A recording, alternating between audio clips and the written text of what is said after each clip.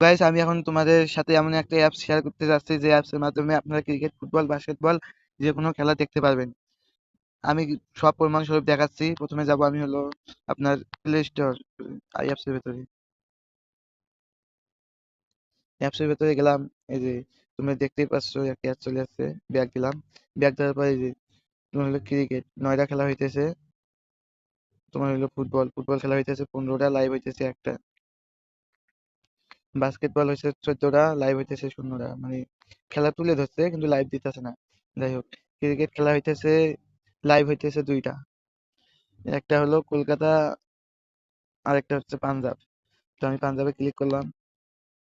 Two contrasting takes for both the teams, but তো yeah, an exciting game still up to be played there. এখানে I mean, LT আছে, LT win out of 4 that they played, they would be desperate to get back, get this chase going or get those points on the board here.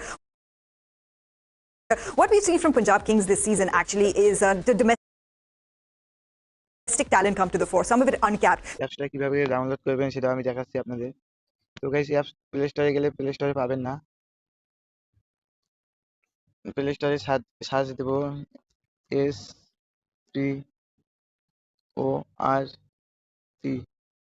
ZFY, search দিলে আসবে না। তো কিভাবে আসবে আমি দেখাচ্ছি। Chrome ব্রাউজারে যেতে হবে, গিয়ে লিখতে হবে SPORT ZFY, লিখে সার্চ দিবেন। সার্চ দেওয়ার পরে যে প্রথমে একটা অ্যাপ্লিকেশন চলে আসবে, এই অ্যাপ্লিকেশনটাই হয়। সবাই ক্লিক দিয়ে ডাউনলোড করবেন। এই যে এখানে ক্লিক দিবেন, ক্লিক দিলে ডাউনলোড হবে।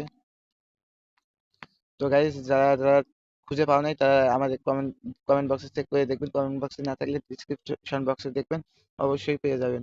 আর ভিডিওটা যদি ভালো লাগে অবশ্যই লাইক কমেন্ট শেয়ার করবেন। ধন্যবাদ। ভালো থাকবেন সকলে। আর ভিডিওটা কেমন হয়েছে সবাই কমেন্ট করে জানাবেন।